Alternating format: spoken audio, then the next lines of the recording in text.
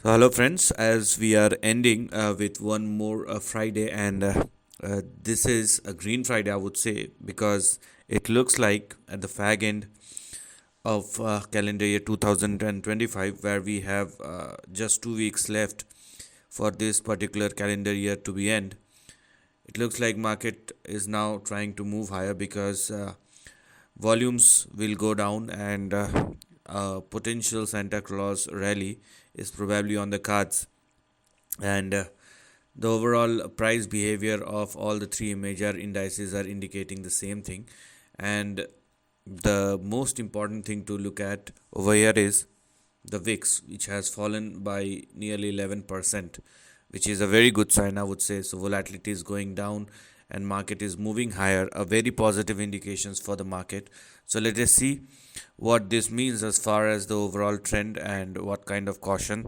As always, you must take, before only thinking about the reward. But this green close across is a very good sign instead of all the volatilities and risk which we have, not only from the economical front but also from the geopolitical front.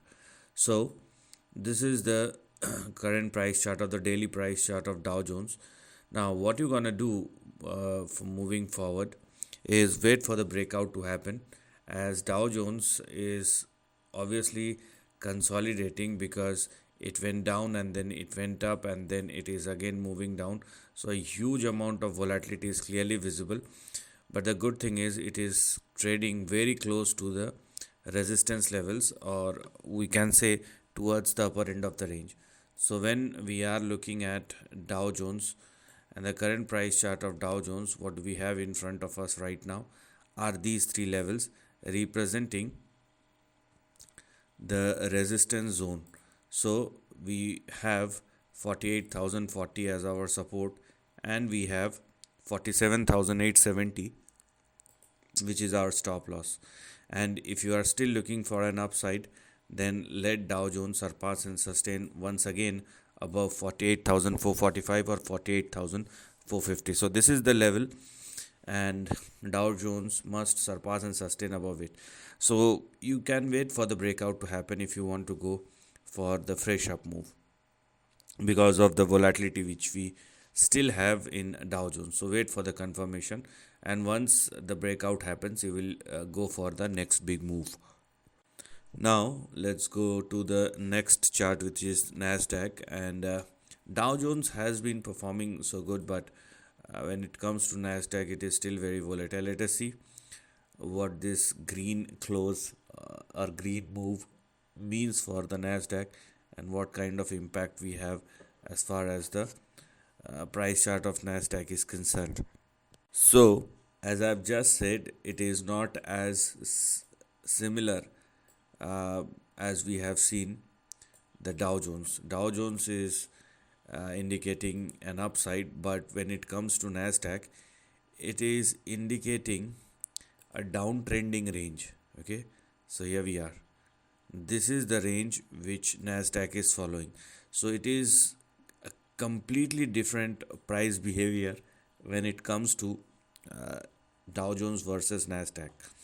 So as far as Nasdaq is concerned, it is indicating that Nasdaq is now falling down unless it takes support at 22,700, which it has, and now it is moving higher. So unless it surpasses and sustain above 23,650 or more and then sustain above that, till then you cannot have your way out, and you technically have to wait for the breakout to happen before you can go any further. But if it falls below 22,700, you may see further correction. So Nasdaq is not looking as positive as we have seen the or as we have seen in the price chart of Dow Jones.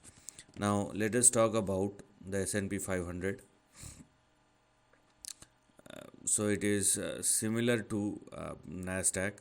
It is also range bound, but not as and most importantly, if you want to look at a more stable or more sustainable move, then I would say you may follow or you must follow S&P 500 because this is the most balanced index, and here it looks more like a range bound price formation. So now we have a slight bit of variation when it comes to S&P 500. So Dow Jones is looking positive, S&P 500 is looking neutral, and Nasdaq is looking a bit more on the negative side. So as far as S&P 500 is concerned, we have 6,768 as our support and 6,722 which is our stop loss. We have 6,900 and 6,924 or 6,925 as our target or resistance. At the end of the day, one thing is very clear. Either you take Dow Jones, S&P 500 or Nasdaq, they are all trading in between a range, and unless we have a breakout, a clear cut breakout, uh, it is, I would say, worth taking the time out and watch the trend before you can jump in, because of the high degree of volatility which we have in the overall market. Okay, so wait for the confirmation. Now let's talk about dollar index, because the theme for the market, as I have been saying it on consistent basis, is the bond market. And the kind of price performance or the kind of interest rate behavior we have, because interest rates are moving and moving quite sharply. You may or may not, I would say, visualize it, because these are very few people are watching the interest rate charts and all those things. So if you look at the price behavior, or if you're looking at the interest rate pattern, and it has already fallen 30-40% from the top, which is a very very big sign, okay, where the next potential move will happen. Now, as far as dollar index is concerned, we should now work with some another pattern, and this is the kind of pattern which is developing right now, and it looks negative for the dollar index, which simply means that if dollar index continue to trade below this particular point, which is 98.76 or 98.8, if it will continue to reject this particular point, then the next big support we have may push dollar index in between 96.98 and 97.40. So one thing is very clear, that the consolidation or the range bound price performance we have just seen in all the three major index may turn out to be a positive event once the breakout happens, as dollar index is indicating a downside unless it surpass and sustain above 98.8 or more. Okay, so it's a good sign. Now let's talk about the price chart of gold, because gold is consolidating, no doubt about it. It may take some more time before it can move higher. Maybe couple of weeks, maybe couple of months, depend upon how the price will move, unless only one thing, because it is trading exactly very close to the previous highs.